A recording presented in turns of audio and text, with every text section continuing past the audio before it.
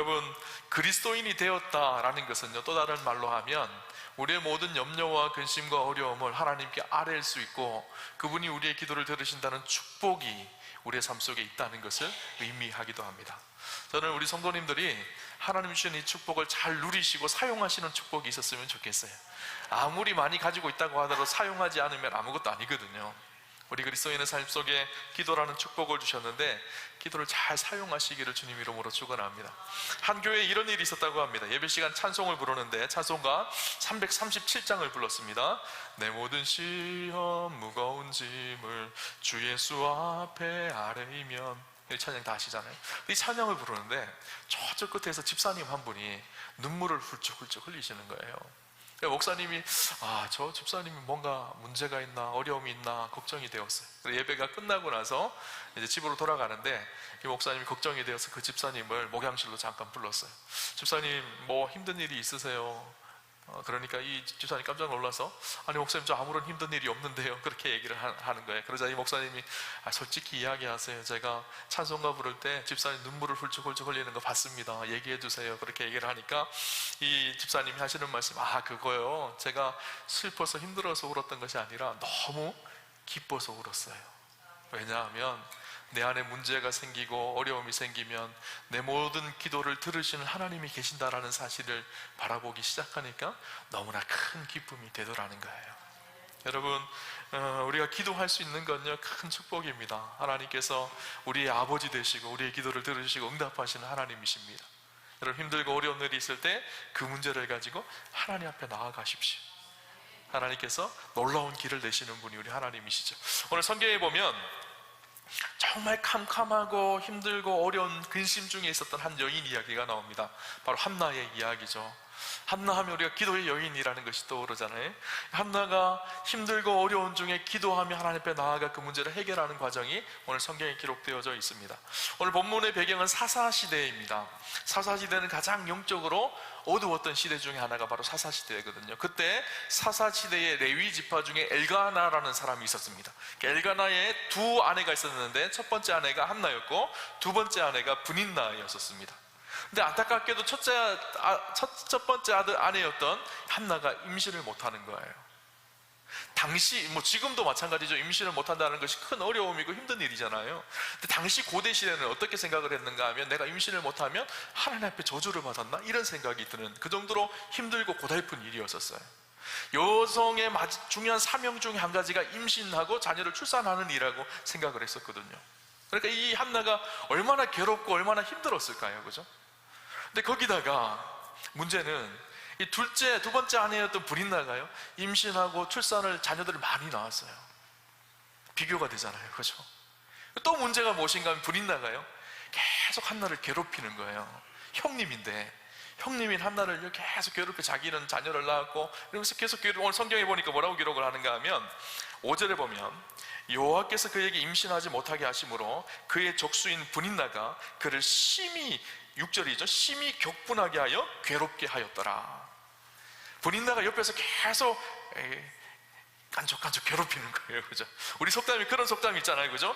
때리는 시어머니보다 말리는 시누이가 더 밉다는 거예요. 그죠?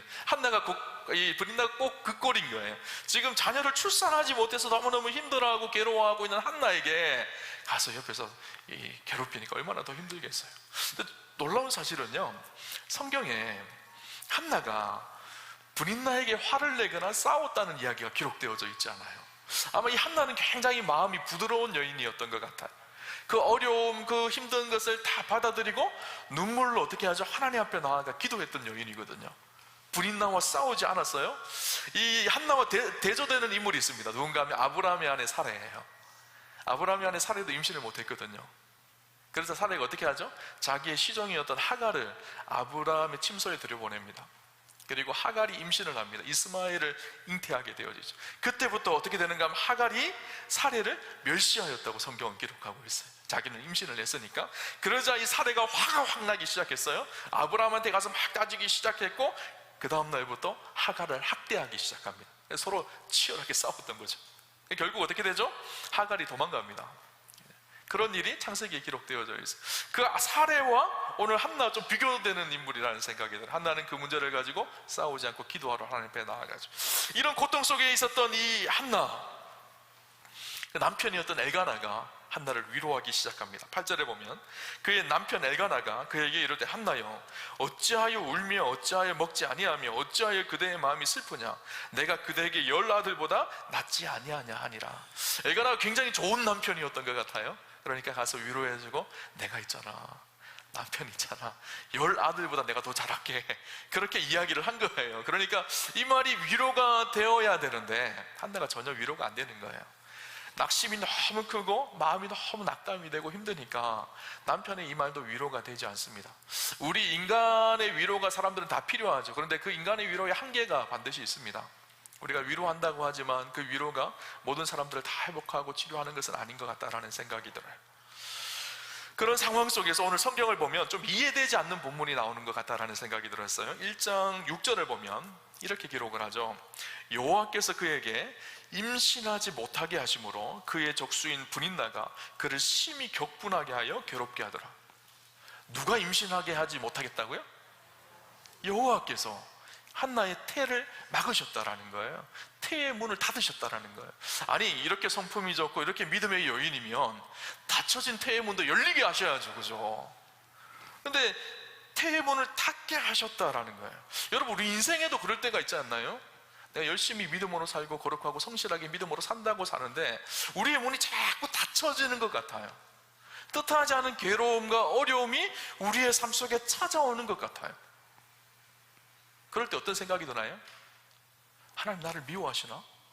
하나님 나를 싫어하시나? 여러분, 당신은 제가 말씀드렸던 것처럼 그렇게 생각했어요. 태의 문이 닫혔다라는 것은 하나님 나를 저주하시나? 이렇게까지 생각되어질 정도로 그렇게 고통스러운 일이었거든요. 그런데 때때로요, 우리가 기억해야 될 사실이 있어요. 하나님께서 우리 인생의 문을 닫히게 한다고 해서 하나님께서 그 닫힌 문 때문에 너희 한번 고통 당해봐, 너희 한번 괴로움 당해봐, 너희 인생이 그렇지, 그렇게 하기 위해서 우리 인생 가운데 문을 닫히게 하시는 것이 아니라는 사실이죠. 예레미야 29장 11절에 보면 하나님께서 우리를 향한 본심이 무엇인지를 이야기하십니다. 여호와의 말씀이니라 너희를 향한 나의 생각을 내가 아나니 평안이요 재앙이 아니니라 너희에게 미래와 희망을 주는 것이라. 하나님의 마음은 그렇다라는 거예요. 지금 바벨론의 포로로 끌려가서 고통 속에 있는 그 이스라엘 백성들을 향해서 너희가 고통당해서 망해봐라, 그렇게 말씀하시는 것이 아니라 사실은 내가 너희에게 주고 싶은 것은 평안이고 미래와 희망이라는 거예요. 오늘 한나도 마찬가지입니다. 태의 문이 닫혀졌지만 하나님께서 원래 한나에게 주고 싶었던 것은 평안과 미래와 소망이었던 거예요. 여러분, 우리 인생 가운데도 그렇게 닫혀질 때가 있습니다. 그때는요, 분명히 기억해야 될 사실 한 가지가 하나님 여전히 나를 사랑하시고 내 인생을 향한 계획이 있으시다는 거예요. 그래서 그 시간을 통해서 하나님과의 관계를 하나님은 회복하기 원하시고 나를 만나시기 원하시는 하나님의 사인으로 그것을 받아들여야 합니다. 한나가 그래서 어떻게 하죠? 기도하러 하나님 앞에 나아가죠. 세상을 살면서 한나처럼 문이 닫히는 것 같은 고통이 찾아올 때가 있습니다. 그때 우리가 기억해야 될 사실 한 가지는 하나님이 우리를 만나기를 원하는 사인이 될 수 있다는 사실이에요. 또 기억해야 될 사실 한 가지는 하나님께서 우리의 관계를 회복하기를 원하는 시간이 될 수 있다는 사실입니다. 그때 하나님 앞에 나아가야 되는 것이죠. 한나가 어떻게 했죠?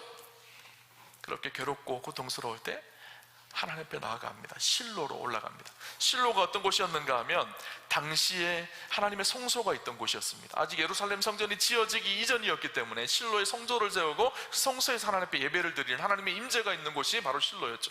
이 한나가 실로 성소로 올라갑니다. 예배의 자리로 올라가죠. 그곳에서 기도하고 하나님을 찾기 시작합니다. 오늘 우리 인생에도 마찬가지입니다. 절망스럽고 힘들고 고통스러운 결핍이 우리 인생 속에 찾아올 때 우리가 가야 될 곳이 어딜까요? 예배의 자리예요. 기도의 자리예요. 하나님을 찾는 자리, 하나님을 만나는 자리인 것이죠. 한나가 실로에서 기도를 합니다. 어떻게 기도하였을까? 오늘 보면 10절을 볼까요? 이렇게 기도합니다. 한나가 마음이 괴로워서 여호와께 기도하고 통곡하며, 한나가 마음이 괴로워서 그래서 하나님 앞에 통곡하며 기도를 합니다. 그런데 어떤 일이 일어나는가 하면요, 얼마나 간절했는지 기도의 모습이 12절 13절에 기록하는데, 그가 여호와 앞에 오래 기도하는 동안에 엘리가 그의 입을 주목한즉 한나가 속으로 말하며 입술만 움직이고 음성은 들리지 아니하므로 엘리는 그가 취한 줄로 생각한지라. 한나가 간절히 기도했어요. 너무너무 간절히 기도하다 보니까 이 기도의 내용이 마음속으로 가득한데 이게 너무 힘드니까 소리로 터져 나오지 않는 거예요. 입만 움직이고 마음속으로 간절히 기도하는 거예요. 간혹 그렇게 기도하는 분들을 볼 때가 있습니다. 인생 속에 너무나 큰 절망을 만나고 너무나 큰 어려움을 만났을 때 이 부르짖어 기도할 수 있는 힘까지 다 소진되어져서 그냥 마음속으로 간절히 기도하며 눈물을 흘리며 입만 동하는 그런 기도를 한나가 지금 하고 있는 거예요. 근데 그 모습을 보았던 엘리 제사장이 뭐라고 하죠? 이 여자가 좀 이상한 거예요. 그러니까 술 취했다고 합니다. 14절을 보면 엘리가 그에게 이르되 내가 언제까지 취하여 있겠느냐, 포도주를 끊으라 하니. 엘리가 제사장이잖아요. 당시 대제사장입니다. 엘리의 모습이 좀 한심하다는 생각이 들었어요. 아니, 그렇게 괴롭고 그렇게 힘들고 그렇게 고통스럽게 하나님 앞에 나와서 간절하게 기도하는 그 여인을 보고 그 여인의 중심과 마음을 읽어줘야 될 제사장이 그 마음은 전혀 공감하지 못하고 아유, 저 여자 술 취했네 그러는 거예요. 요즘 말로 하면 교회에서 와서 정말 간절하게 기도하는데 담임 목사님 지나가다가 보더니만 이 여자 술 취했나 이렇게 하고 지나가는 것과 똑같은 거죠. 사실 한나에게 얼마나 큰 상처가 될까요? 그런데 한나가 이렇게 대답합니다. 15절에 보면 한나가 대답하여 이르되 내 주여 그렇지 아니하니이다. 나는 마음이 슬픈 여자라. 포도주나 독주를 마신 것이 아니요 여호와 앞에 내 심정을 통한 것뿐이니이다. 술 마신 것이 아닙니다. 나는 마음이 슬픈 여자입니다. 한나는요 마음이 슬픈 여자였어요. 그래서 하나님 앞에 애통해하며 기도합니다. 자신을 완전히 낮춥니다. 비록 자기에게 술 취했다고 하는 그 엘리 제사장 앞에서도 엘리 제사장을 내 주라고 고백합니다. 그리고 난 당신의 종입니다. 그래서 오늘 11절에도 보면 계속 반복해서 나오는 것이 무엇인가 하면 주의 여종입니다. 저는 내 주님, 당신의 여종입니다. 이 고백이 반복해서 나오거든요. 이 한나의 마음속에 있는 가난한 마음이죠. 하나님의 은혜 없이는 내가 한순간도 살 수 없는, 하나님의 도우심과 인도하심이 없으면 내가 이 어려움과 고난 속에서 이겨나갈 수 있는 힘이 전혀 없는 상태. 그래서 자신을 하나님 앞에 철저하게 낮추고 있는 한나의 모습을 보고 있는 거예요. 그렇게 간절하게 애통해하며 눈물로 하나님 앞에 기도합니다. 하나님은 애통하는 자를 찾으세요. 마음이 상한 자를 찾으십니다.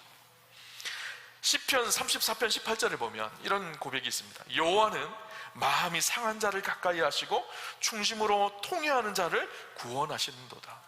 하나님은요 마음이 상한 자, 중심으로 통회하는 사람을 찾고 계십니다. 다윗이 이 고백을 했던 이유가 있어요. 시편 34편은 다윗이 블레셋 사람들의 마을로 들어가서 그곳에 아비멜렉 왕 앞에서 죽게 되어진 위기의 상황 속에서 미친 척을 하다가 풀려났을 때 지은 시거든요.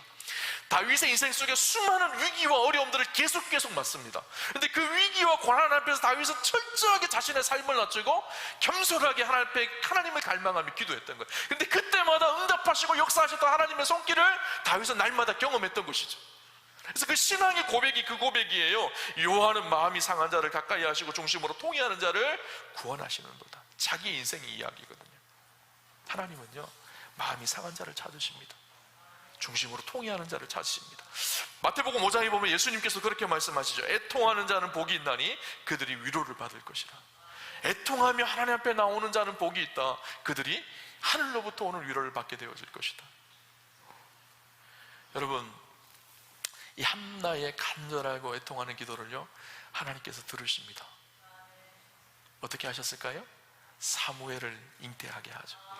여러분, 아까 제가 말씀드렸을 때 사사시대라고 얘기했잖아요. 사사시대가 성경에 보면 가장 어두운 시대 중에 한 시대예요. 종교적으로도 완전히 타락을 하고 바알과 아세라를 섬기고 이스라엘 백성들이 가나안에 정착해서 하나님은 하나님의 백성답게 하나님만 섬기며 살기를 기대했어요. 그런데 그들이 바알과 아세라를 섬기며 온갖 이방신들을 섬기고 음란하고 악한 시대였습니다. 종교 지도자였던 제사장들과 레위인들도 타락해서 범죄했던 시대, 윤리적으로도 완전히 무너졌던 시대, 그 시대가 사사시대거든요. 근데 그 시대를 대변하는 말씀이 있어요. 사사기 21장 25절에 보면 그 시대가 어떤 시대였는지를 이렇게 얘기합니다. 그때에 이스라엘의 왕이 없으므로 사람이 각각 그 소견에 옳은 대로 행하였더라. 사사시대의 특징이 이것입니다. 그때에 이스라엘의 왕이 없으므로 자기 소견에 옳은 대로 행했던 시대. 이스라엘의 왕이 없었나요? 아니죠. 하나님이 왕이셨어요. 하나님이 왕이셨는데 모든 사람들이 생각하기에 왕이 없는 시대, 하나님을 왕이신 하나님을 몰아내고 자기가 왕이 되어진 시대, 그러니까 자기의 소견대로 자기의 욕심과 욕망과 정욕에 이끌려 그렇게 악하게 살았던 시대, 그 시대가 사사시대입니다. 근데 그 시대의 종지부를 찍는 사람이 누군가 하면요, 새로운 시대의 시대를 변화시키는 사람이 누군가 하면, 그 허감의 시대에 빛을 비춘 사람이 누군가 하면 사무엘이었었어요. 한나의 눈물의 기도, 그 한나의 눈물의 기도 속에 하나님은 사실은 계획이 있으셨어요. 그 시대의 어둠을 몰아내고 하나님의 진리의 빛을 비추게 하는 사무엘을 잉태케 하기 위해서 이 과정들을 하나님께서 사실은 이루어가고 계셨던 거예요. 그 속에 하나님의 섭리가 담겨져 있었던 것이죠. 여러분, 우리는 오늘 어떤가요? 우리는 그렇게 하나님 앞에 갈급한 마음으로, 가난한 심령으로 기도하고 계신가요? 오늘 이 시대는요, 이 갈급함, 이 한나의 기도를 잃어버린 시대가 오늘 이 시대라는 생각이 들었어요. 우리는 과거에 어느 때보다 부유하고 풍요로운 시대를 살고 있습니다. 그래서 돈이 있으면 모든 것이 다 해결될 것 같은 시대를 살아가고 있어요. 그래서 그 돈으로 모든 문제를 다 풀어가려고 합니다. 그러니 하나님 앞에 나와서 기도할 필요가 없다고 생각을 하는 거죠.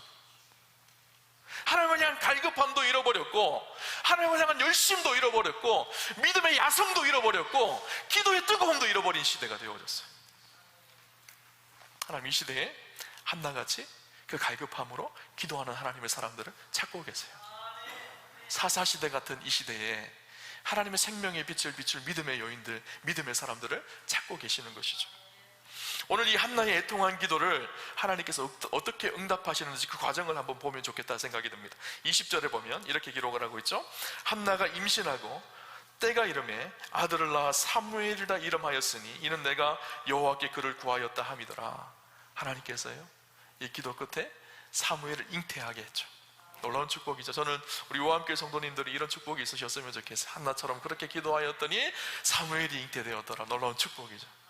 근데 사실 오늘 제가 나누고 싶은 말씀은요, 18절 말씀이에요. 18절 다 같이 한번 좀 읽어봤으면 좋겠습니다. 이 말씀을 마음으로 받고 이렇게 되기를 소망하면서 우리 18절 같이 한번 읽겠습니다. 이르되 당신의 여종이 당신께 은혜 입기를 원하나이다 하고 가서 먹고 얼굴에 다시는 근심빛이 없더라. 아멘.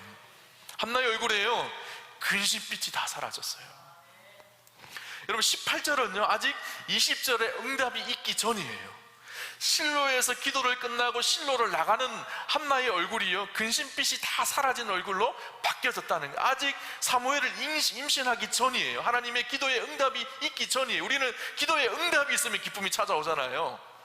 기도에 무언가 하나님이 말씀하시고 역사하시면 기쁨이 찾아오는데 아직 응답도 없었고 아무런 역사가 나타나지 않았지만 한나의 얼굴에는 이미 근심이 떠나갔어요. 이미 그의 마음속에 평강이 찾아왔어요. 여러분, 기도할 때 가장 큰 축복이 뭔지 아세요? 평안입니다. 우리가 잘 아는 말씀이 있죠. 빌립보서 4장 말씀, 아무것도 염려하지 말고 오직 모든 일에 기도와 간구로 너희 구할 것을 감사함으로 하나님께 아뢰라. 그리하면 모든 지각에 뛰어난 하나님의 평강이 그리스도 예수 안에서 너희 마음과 생각을 지키시리라. 기도하니까 하나님께서 우리의 마음과 생각을 지키신다는 거예요. 그리고 한나의 기도를 가만히 보면요, 오늘 본문에 아주 의미 있는 말씀이 있습니다. 15절 말씀 우리 한번 볼까요? 한나가 대답하여 이르되 내 주여 그렇지 아니하니이다. 나는 마음이 슬픈 여자라. 포도주나 독주를 마신 것이 아니요 여호와 앞에 내 심정을 통한 것뿐이오니. 한나의 기도가 어떤 기도였다고요? 여호와 앞에 내 심정을 통하는 기도라고 이야기하고 있어요. 그래서 통한다라는 말은 무슨 말일까요? 상호간에 이 소통이 있다라는 거거든요. 한나가 자기의 마음을 다 쏟아놓고, 영어 성경으로 보니까 poured out 돼 있더라고요. 자기의 마음을 다 비워서 하나님 앞에 다 쏟아놨어요. 그러니까 하나님께서 어떻게 하실까요? 그 한나의 마음을 아셨던 거예요. 소통이 일어났죠. 근데 문제는 또 한 가지 소통이 일어났습니다. 한나가 그렇게 하나님 앞에 기도하기 시작하니까 하나님의 마음을 알게 되어진 거예요. 이것이 통하는 거거든요. 하나님께서 내 마음을 아시고 나도 하나님의 마음을 아는 것, 기도가 바로 그런 것입니다. 내가 하나님께 내 모든 것을 쏟아놓을 때 하나님께서 나의 형편과 상황을, 내 마음을 아시고 나도 내 인생을 향하신 하나님의 선하신 뜻과 하나님의 사랑을 깨달아 아는 것, 그것이 기도거든요. 한나가 어떻게 생각했죠? 자기 인생은 저주받은 인생이라고 생각했거든요. 자기의 인생은 출산도 못하는 저주받은 그런 여인이라고 생각을 했거든요. 근데 기도 속에 무엇을 깨달았을까요? 그것이 아니라는 거예요. 하나님께서 여전히 나를 사랑하고 계시고 내 인생을 향한 놀라운 계획을 가지고 계시고 하나님의 뜻을 지금도 우리 가운데, 내 인생 가운데 여전히 신실하게 이루어 가신다라는 사실, 하나님의 그 뜻을 발견하게 되어진 거예요. 그러니까 어떻게 됐을까요? 그 얼굴이 근심이 떠나가기 시작했던 것이죠. 오늘 축복하기를, 오늘 예배드리는 저와 여러분의 인생 가운데 모든 슬픔의 근심, 그 얼굴이 떠나가는 축복이 있으시기를 주님 이름으로 축원합니다. 오늘 그래서 예배를 드리고 나가실 때, 성전문을 내딛고 나가실 때 오늘 이 말씀처럼 얼굴에 근심이 없더라, 이 고백이요, 저와 여러분의 고백이 되는 축복이 있으시기를 주님 이름으로 축원합니다. 오늘 말씀을 보면서 하나님께서 저에게 그런 마음을 주시는 것 같았어요. 혹시나 성도님들 중에서도 어떤 분들은 임신이 안 되어서 자녀를 출산하지 못하여서 괴로운 분들도 계실 것이고, 또 여러분의 자녀들 중에서 결혼하여서 임신이 안 되어서 괴로운 분들도 있으실 거예요. 또 오늘 한나처럼 정말 괴롭고 힘든 일 때문에 하나님께서 나를 저주하시나, 나를 왜 이렇게 궁지로 몰아가시나, 이렇게 생각하시는 분들이 계실 거예요. 근데 여러분, 그것이 하나님이 우리를 저주해서가 아니라, 하나님 앞에 우리 인생의 축복이 끊어져서가 아니라, 하나님은 그분들을 향한 다른 사람들과 다른 특별한 계획을 가지고 계시기 때문이에요. 한나처럼 얼마 후에 임신을 할 수도 있고 임신을 하지 않을 수도 있습니다. 그러나 기억할 것은 하나님은 실수하지 않으시는 하나님이라는 거예요. 우리가 다 알 수 없는 하나님의 영광스러운 뜻이 그 속에 담겨져 있다라는 거예요. 요한복음 9장에 보면 예수님께서 길을 갈 때 날때부터 소경된 사람을 만납니다. 제자들이 묻습니다. 예수님, 저 소경된 사람이 저 사람의 죄 때문입니까? 아니면 부모님의 죄 때문입니까? 그러자 예수님께서 뭐라고 그러시죠? 요한복음 9장 3절에 이렇게 얘기합니다. 예수께서 대답하시되 이 사람이나 그 부모의 죄로 인한 것이 아니라 그에게서 하나님이 하시는 일을 나타내고자 하심이라. 계획이 있다라는 거예요. 뜻이 있다라는 거예요. 우리는 알지 못하지만 하나님께서 이루어 가실 그 인생의 뜻이 있다라는 거예요. 그 하나님의 계획과 뜻이 보이기 시작하니까 얼굴에 근심이 사라지고 평강이 찾아오기 시작했습니다. 여러분, 우리 그리스도인들에게 주신 놀라운 축복 한 가지가 바로 이 평강이에요. 스티브 브라운 목사님이 쓴 하나님을 누리는 기쁨이라는 책이 있습니다. 그 책에 보면 이런 이야기가 나와요. 이분이 올란도에 사시는데, 미국의 유명한 작가이고 목회자입니다. 그런데 이분이 무슨 일이 있어서 뉴욕으로 가는 비행기를 탔습니다. 뉴욕으로 가는 비행기를 탔는데 비행기를 타고 조금 가다 보니까 갑자기 먹구름이 밀려오고 막 천둥 번개가 치는, 갑자기 마음속에 이 목사님 두려운 마음이 생긴 거예요. 옆에를 보니까 아기가 놀고 있어요. 그래서 아기가 이렇게 놀면 안 되겠다라는 생각이 들어서 그 어머니에게 좀 아기를 좀 안전벨트를 매고 이렇게 좀 잘 하라고 그렇게 말하려고 했는데, 이 아이가 너무너무 어머니 품 안에 행복하게 놀고 있는 거예요. 그래서 아직 뭐 비행기가 흔들리는 건 아니니까 그냥 그렇게 있다가 뭐 다 조금 더 기회를 보자 이렇게 이야기하고 있는데, 갑자기 비행기가 막 흔들리기 시작하는 거예요. 이상기류를 만나서 비행기가 막 흔들리니까 이 목사님 마음속에 두려운 마음이 들었어요. 그러면 제일 먼저 떠올랐던 게 그 아기였던 거예요. 옆을 탁 돌아보니까 그 아기가 어떻게 하고 있는가 하면, 비행기가 그렇게 흔들리는데 엄마 품에 너무나 평온한 모습으로 잠을 자고 있는 거예요. 그러면서 그 기에서 이 목사님이 아주 중요한 인사이트를 하나님 앞에서 발견하게 됩니다. 그 책에 이렇게 기록을 해요. 때로 우리는 똑바로 하는 데만 너무 신경을 쓴 나머지 가장 중요한 것이 규칙이 아니라는 점을 잊어버립니다. 특히 자녀를 향한 부모의 사랑은 규칙이 아닙니다. 그 비행기에 탔던 어린아이가 심한 폭풍우 속에서도 엄마의 품에 안겨 잠을 자기 위하여 어떤 자격이나 조건이 필요했던 것도 아닙니다. 전날에 자신이 했던 나쁜 짓을 용서받아야만 잘 수 있었던 것도 아니고, 엄마에게 아부를 떨어야만 잘 수 있는 것도 아닙니다.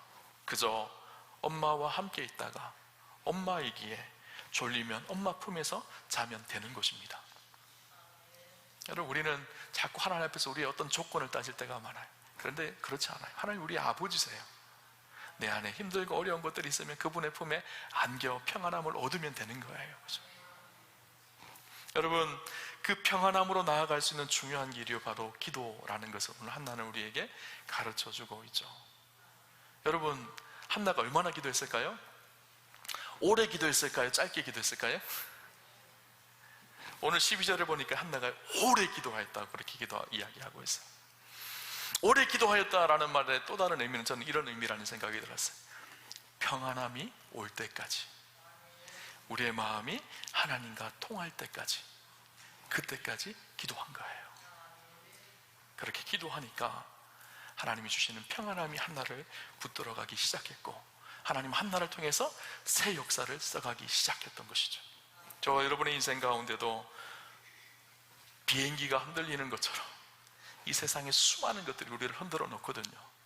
흔들리는 세상 속에 살지만 주님 품 안에서 참된 평안을 누리며 기도하며 그분 주신 은혜로 붙들고 세상을 승리하며 살아가는 우리 사랑하는 우아함의 성도님들 다 되시기를 주님 이름으로 축원합니다.